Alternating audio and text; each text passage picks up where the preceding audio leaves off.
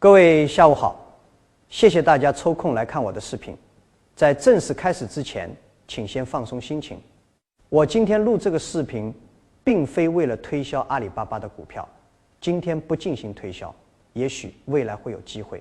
很多人都曾问我，你是如何变得如此富有的？我的回答很简单，我经历了无数次的失败，多到连失败本身都对我感到厌烦。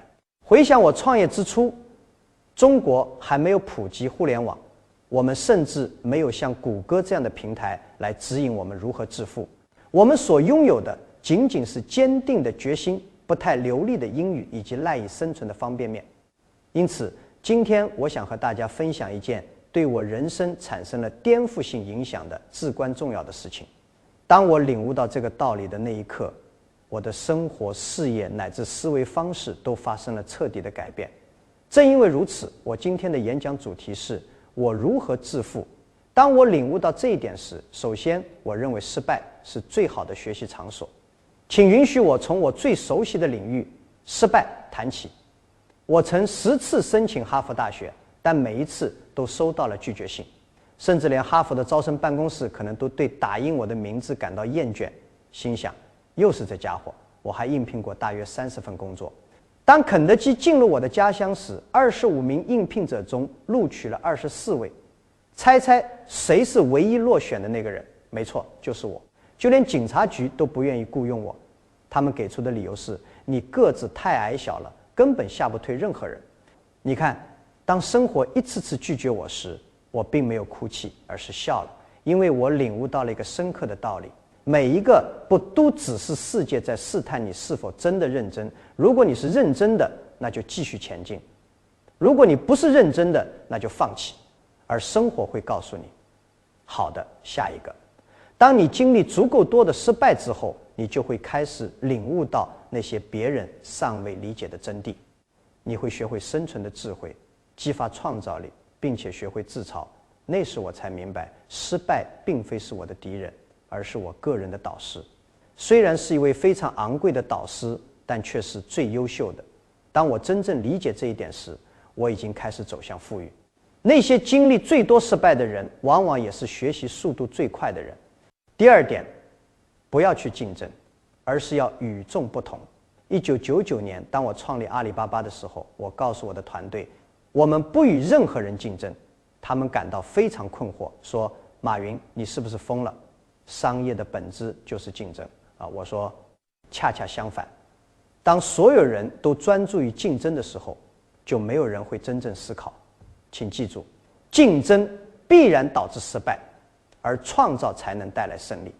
在创建阿里巴巴之初，我并没有想去复制亚马逊或eBay，我甚至不太理解他们的商业模式。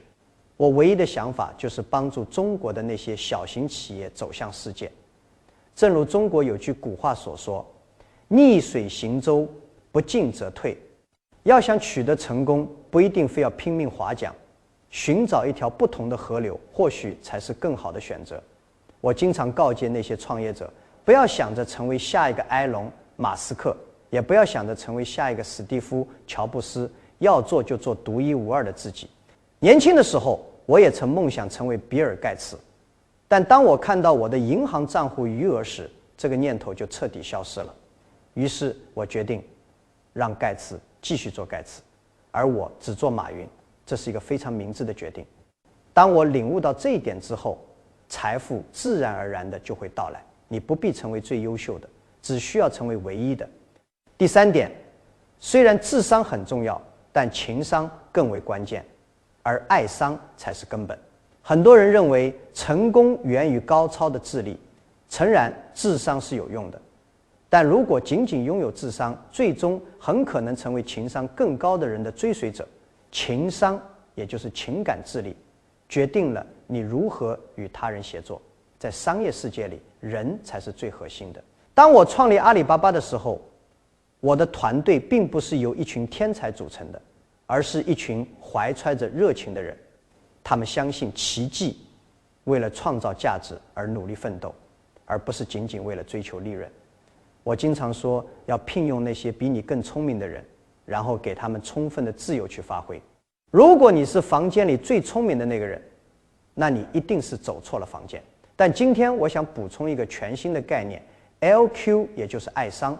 爱商是你关爱他人、建立信任的能力。如果你珍视你的员工，他们就会热爱你的公司；如果你热爱你的使命，你的使命也会回报你。因此，当我领悟到这一点的时候，我就开始变得富有。金钱追随爱而来，而不是相反。第4点，时机与耐心等待的艺术。1999年，我告诉人们，总有一天每个人都会在网上购物。他们听了都觉得不可思议，说：“杰克，你是不是疯了？谁会把自己的钱交给电脑来处理呢？”我说：“等着瞧吧。”有时候世人嘲笑你，并不是因为你错了，而是因为你太过超前。2001年，阿里巴巴几乎濒临破产，我们没有任何资金，没有盈利，投资者也纷纷撤离。但是我们拥有一样东西，信念。我们坚信，只要我们坚持足够长的时间，付出足够的努力，人们最终会理解我们所构建的事业。如今，阿里巴巴每天处理的交易量已经超过了许多国家的总人口。因此，我领悟到，成功的关键不在于速度，而在于正确的方向和足够的耐心。每个人都想快速致富，他们看到 YouTube 上的博主宣称我30天赚了100万，这固然令人羡慕，但是他们能否在未来的30年里再赚100万呢？如果成功来得太快，你就不会懂得珍惜。而那些经过岁月沉淀的成功，才会真正的留在你的心里。正是领悟到了这个道理，我才真正的变得富足。耐心最终会带来复利的回报。第5点，顾客并非是上帝，而是你的朋友。在中国的传统观念里，顾客被视为上帝，但我认为顾客更像是朋友。如果你把别人奉为神明，那你自己就会沦为奴仆；如果你把他们当作挚友，你就会倾听他们的声音，与他们共同成长。在创建阿里巴巴的时候，我们不仅销售商品，更致力于教育我们的客户。我们倾听他们的痛点，尽力帮助他们取得成功。客户的成长就是你的成长，合作伙伴的盈利就是你的盈利。这才是真正的商业之道。只有当别人获益的时候，你才能真正的成功。当我领悟到这个道理的时候，财富自然而然的就来了。成功是一项团队运动。理解了这6点之后，金钱不过是随之而来的副产品，而不是最终的目标。让我告诉你一个令人惊讶的事实，我从来没有渴望过变得富有。当我创立阿里巴巴的时候，我们的梦想并不是赚多少钱，而是帮助那些小型和微型企业在数字时代生存下去。但是当你真正帮助别人成功的时候，财富自然会找到你。起初它可能显得羞涩而不易察觉，但最终会悄无声息地降临。财富就像影子一样，如果你去追逐它，它就会逃离你；如果你怀揣着坚定的信念向前行，它就会无处不在地追随着你。我见过太多只关注金钱的创业者最终走向失败，因为财富从来都不是忠诚的。但是如果你专注于创造价值，财富就会成为你的仆人，而不是你的主人。因此当我领悟到这一点的时候，我就变得富有了。去追寻你的目标，利润自然会随之而来。第6点，乐观的力量。我并非最聪明的人，也并非最强壮的人，但我始终是最乐观的人。当所有人都断言某件事情不可能的时候，我总是会说，也许今天还不行，但最终一定会实现。乐观是一种策略，而不是一种情绪。如果你相信明天会更好，那么你今天的每一个决定都会让明天变得更加美好。在艰难的时刻，我总是对我的团队说，今天很艰难，明天会更难熬，但是后天一定会迎来阳光。很多人在黎明前的黑夜里选择了放弃，最终没有看到希望的曙光。关键在于要坚持走过黑暗，因为每一个清晨都属于那些没有在午夜放弃的人。因此当我领悟到这个道理的时候，我就变得富有了。乐观是进步的种子。第7点，乐在挑战不可能之事。如果一件事情很容易成功，那么每个人都可以去做；如果一件事情很艰难，那么机会往往就隐藏在其中。当我宣布要在中国创办一家电子商务公司的时候，很多人都嘲笑我，中国人根本不会在网上购物，他们说没有人会信任在线支付。他们又说，而我的回应是，太好了，这意味着没有竞争。人们常常觉得宏大的梦想令人畏惧，但我认为他们充满了乐趣，因为你可以证明那些认为你不行的人是错的。相信我，证明别人是错的是人生中最伟大的乐趣之一。因此当我领悟到这一点的时候，我就变得富有了。如果有人嘲笑你的想法，那往往是一个好点子的最初迹象。第8点，团队与信任的力量。当我创立阿里巴巴的时候，我们18个人挤在我的小公寓里，我告诉他们，我们没有技术，没有详细的计划，但是我们有一个梦想。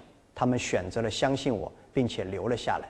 即使在我们无力支付他们工资的时候，他们依然坚守，因为信任的力量比金钱更加强大。如果你能够打造一支彼此信任的团队，那么任何困难都可以被克服。我告诉我的团队，我们或许不是最聪明的，但我们一定会成为最团结的。当人们信任你的时候，他们不仅仅是为你工作，更是与你并肩作战。因此当我领悟到这一点的时候，我就变得富有了。一个充满信任的团队能够将看似不可能的构想变成必然的现实。第9点，适应或消亡。世界变化的速度比你的智能手机更新换代还要快，如果你不适应变化，就会被淘汰。看看曾经的柯达，他们发明了数码摄影，却拒绝拥抱它。看看诺基亚，他们曾经以为自己足够强大，不会倒下。再看看阿里巴巴，我们经历过无数次的失败，但从未停止学习。停止学习的那一刻，就是衰亡的开始。在商业世界里，你最大的竞争对手不是其他的公司，而是你自己的舒适区。所以当我领悟到这一点的时候，我就变得富有了。变化不是威胁，变化是你最好的朋友。第10点，成功需要付出代价，而这份代价并非仅仅是金钱。人们只看到今天的马云笑容满面，拥有亿万财富，乘坐私人飞机环游世界。他们看不到20年前那个泪流满面、身无分文、屡遭拒绝、饱受质疑的马云。我日复一日地工作了很多年，没有周末，没有假期，我错过了家庭聚餐、生日庆典，有时甚至连吃饭的时间都没有。成功有其代价，这份代价是用时间、牺牲和无数个不眠之夜来支付的。但是当你热爱你所做的事情时，这份代价就不再是一种负担，而变成了一种馈赠。因此当我领悟到这一点的时候，我才真正的变得富足。辛勤工作不是一种惩罚，而是一块块通往成功的铺路石。第11点，传承胜于奢华。当我从阿里巴巴退休的时候，人们问我，马云，你这么多钱打算怎么花呢？我说，我会把钱投入到教育、环保和创业领域，因为最终金钱本身并不能为你发声，只有你的影响力才能。我希望人们记住的不是我是中国的首富，而是我让他们相信自己能够创造价值。真正的财富在于无私的付出。当我领悟到这一点的时候，我才真正的富有了。我希望人们说的是，它让我们重拾了信念。再次强调，你的遗产并非由你拥有多少来衡量，而是由你付出多少来铸就的。当我领悟到这个道理的时候，我才真正的富足。真正的财富是无私的馈赠。第12点，幽默是你的秘密武器。经常有人问我，杰克，为什么你总是面带微笑？我的回答是，愁眉苦脸从来没有让任何人变得富有。人生已经很不容易了，何必再因为刻板严肃而雪上加霜呢？如果你懂得自嘲，就没有人能够真正的嘲笑你。如果你能在失败中找到幽默感，你就能跨越所有的困难。在一些艰难的会议上，我会讲一个笑话，让人们突然意识到工作并非一场战争，而更像是一支舞蹈。当我领悟到这一点的时候，我就真正的富有了。幽默并非软弱，它是一种伪装成笑声的智慧。最后一点，也是我想要分享的终极启示，朋友们，我究竟领悟到了什么？让我直白地告诉你们，当我明白成功的关键不在于拥有多少金钱，而在于拥有什么样的心态时，我就变得富有了。它在于当没有人相信你的时候，你依然能够坚信不疑；在于当没有人注视你的时候，你依然愿意帮助他人；在于失败之后，你能够笑着面对挫折，从中吸取教训，然后重新站起来。它在于你每天早上醒来的时候，都告诉自己，今天我要为这个世界创造价值。财富只是随之而来的副产品，它源于那些有意义、充满乐趣并且饱含热忱的付出。请记住，无需拥有堆积如山的财富，人生也可以变得丰盛；无需做到完美无缺，你也可以勇敢地启程。你只需要明白一件事：最富有的人永远是那些坚信自己和他人的人。朋友们，如果今天你们只能带走一个启示，那就让它成为：不要去追逐成功，而是要让自己成为被成功追逐的人。当生活变得艰难的时候，它终究会如此。请保持微笑，努力奋斗，帮助他人，并且永远不要放弃。